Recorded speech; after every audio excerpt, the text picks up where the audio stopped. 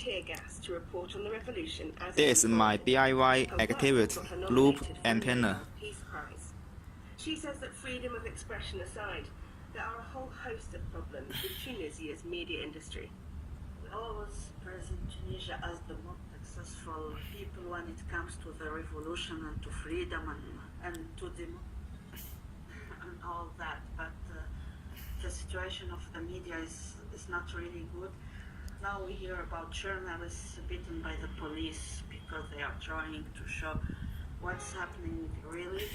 When it comes to private TV channels, I don't think that they are neutral. They are biased and they are working for different political parties. And when it comes to the national TV, it doesn't really reflect the needs of the citizens.